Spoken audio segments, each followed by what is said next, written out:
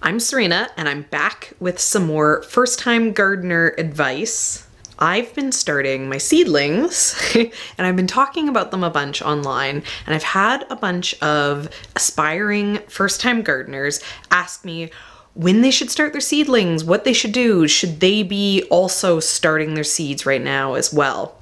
And honestly, I wouldn't necessarily advise anyone who's never had a garden before to do seedlings. Here's the seedlings that I seeded up, and then here's the ones that my kids did. A little bit denser.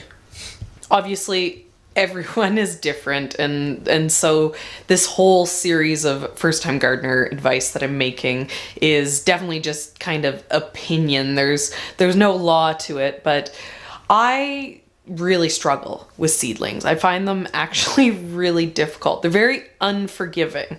There's so little soil in these that it's very easy for it to dry out before you realize what's going on, and then you've completely compromised your seedlings. I also find seedlings a little bit expensive.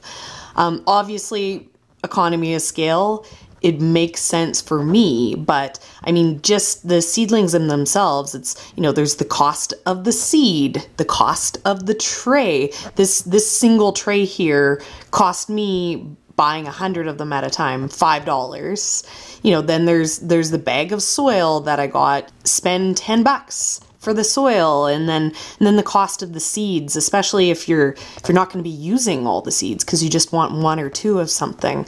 Doing the seedlings when all you're getting in the end is a couple plants is a lot of work and a lot of expense. Even beyond just the cost of the seeds and the trays themselves, you need to have light for them. So, you know, I have this entire rack with all these lights inside of it, and you can do it in a windowsill. The only issue is if your seedlings aren't getting enough light, if they're, you know, if any point you had let them dry out and they started to suffer, those seedlings aren't going to grow into as strong of plants. And when you go to start your first garden with those, you know, weak, leggy plants that just, you know, aren't ideal, you're gonna run into some issues. I'm in Canada, so obviously I need to have seedlings for things like tomatoes and peppers. My season is just too short. If I want to be able to grow those things, I have to have a seedling. Even in the past, when I had 40 or 50 tomato plants, as well as, you know, a handful of peppers that I was buying every year, it didn't make sense to me to grow my seedlings. The cost of buying those already done it wasn't worth the hassle. It was the same price without any hassle and any risk, because I knew I was going to be getting really high quality seedlings that were being grown by a professional. Okay, so I basically just said I don't want you growing seedlings. So if you're not growing seedlings, then how are you supposed to be having your garden other than just throwing money at it, which obviously isn't what I'm recommending here. So I'm gonna bring you inside to my seed collection, and I am gonna go over the idea of direct seeding versus starting seedlings or starts. I have my seeds here, so let me go over this idea with you. In the way that you start a seedling by putting a single seed into potting soil and then letting it grow, direct seeding just means that instead of putting it into potting soil in these protected, careful conditions, you actually just put it into your garden. I prefer direct seeding because it takes a lot of the hassle out of dealing with those little baby seedlings. They're in the ground rather than like a spoonful of dirt, so you know there's lots of space. You can go and just, you know, water your entire garden instead of needing to do pot by pot, tray by tray. And you don't have to worry about the labor of transplanting later on. It always surprises me when I find out that this is an idea that not everyone knows and not everyone does.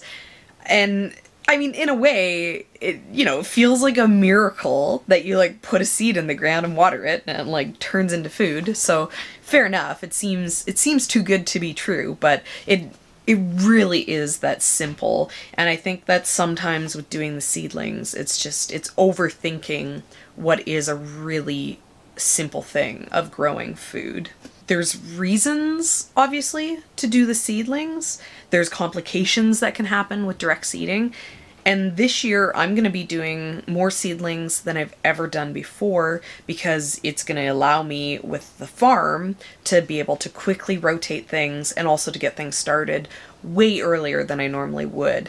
But that's a farm. That's like, you know, tons of experience, tons of practice. First-time gardeners, you know, it's a good idea to just keep it simple, keep it as low labor as possible so that you can have that success. You can get to the point that you're getting food out of the garden without feeling like it was a major slog. There are a couple reasons that direct seeding might not work for you in your garden.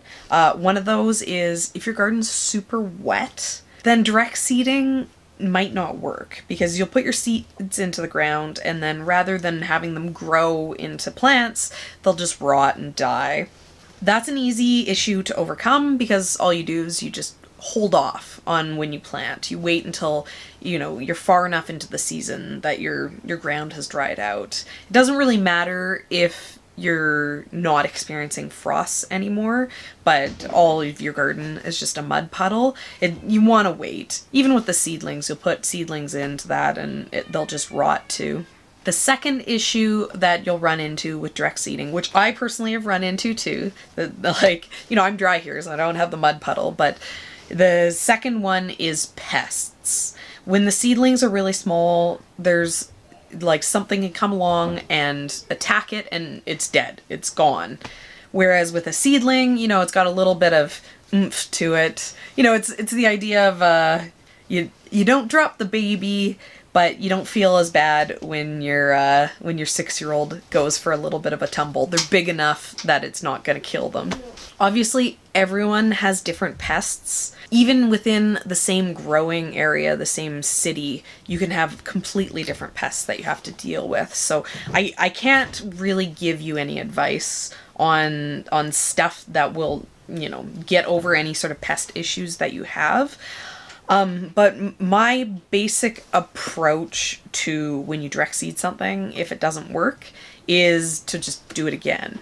You know, unless you're into, you know, kind of mid-July and, you know, you're running out of your window of growing season, once the seeds come up, if they die, you just do it again, right? Like most stuff only takes about a week to germinate. So I'm of the mindset of give it 3 tries, and then the next step that I usually personally do, because my goal is to make gardening as easy as possible, is if I try something over and over again and it doesn't work, I just move on to a different plant.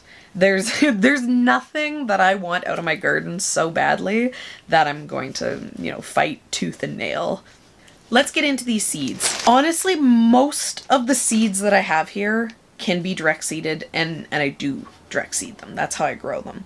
This year, I'm going to be doing a lot of these as seedlings because I know people want to buy them. I know people don't want to direct seed, so I'm going to be growing it for them, even though obviously my advice is to not buy those. Don't buy them from me. Save your money.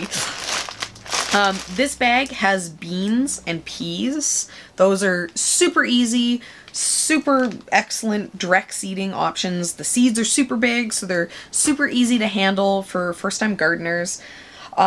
Peas, you want to get those in early, and then beans, you plant them a little bit later. And personally, I've had issues with all of these. I've had to reseed, but they're good ones. Put them in, don't worry.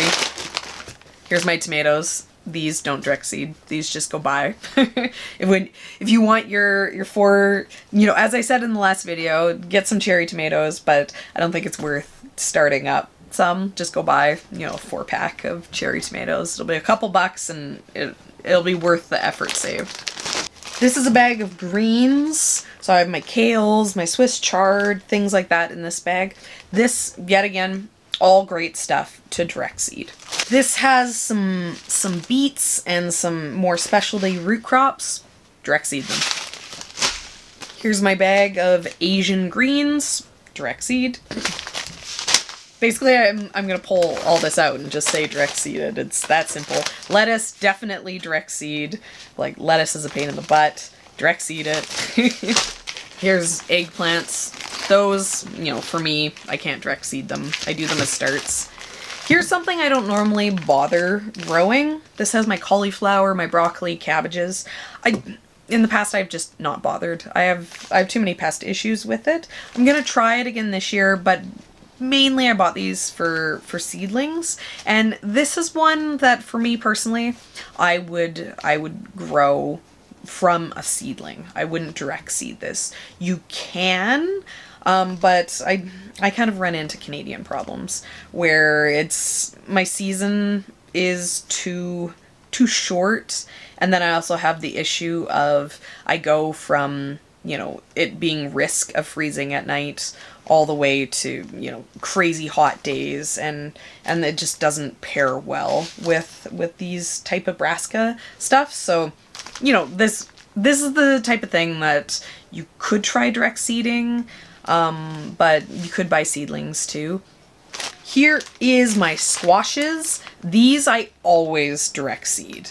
The squashes really suffer, same with cucumbers, they really suffer from being transplanted. So if you direct seed squash, they come up way better. They come up and they grow super fast, whereas if you buy a seedling and you transplant it, they'll be stunted and delayed, and the stuff that you do from direct seed at the exact same time as the seedling that you plant will actually grow bigger and stronger in the long run. So I always direct seed those.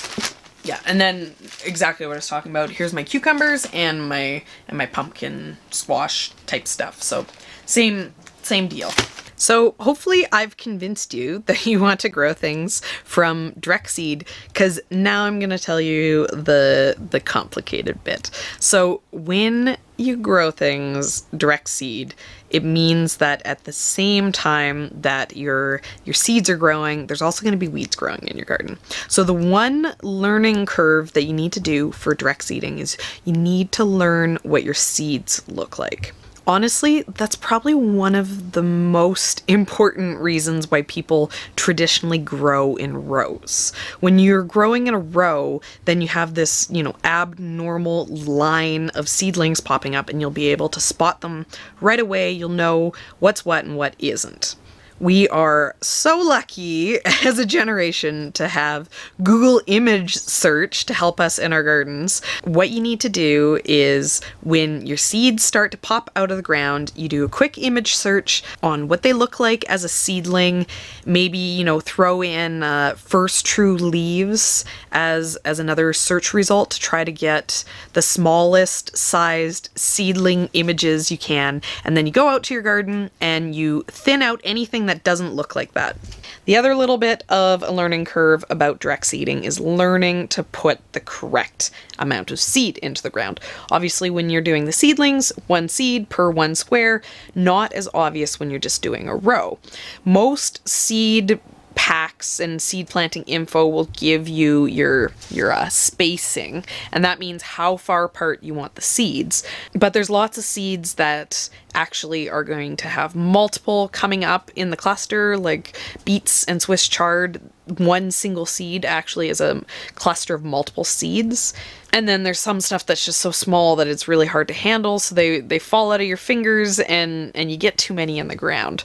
And if you have too many, they don't thrive. So what you need to do is you need to do something called thinning. I'm pretty sure I've made a video about thinning before, so I'm gonna do one of those cards, you know, up one of those links up there to that. And if not, I definitely will be showing some thinning come spring. So subscribe and stick around if you're not already with us. But yeah, honestly, guys, direct seeding, I don't know why. I don't know why people don't talk about it all the time. But yes, first-time gardeners, you've never had a garden before, forget how much fun we're all having. Forget how jealous you are that we all have our tomatoes going and you have nothing. What you want to be focusing on is the easiest garden you possibly can have, and that is why I am recommending direct seeding, no seedlings to you. Okay, hopefully that's helpful. Check out the rest of the playlist if you haven't seen them already of my beginner tips. See you guys next time.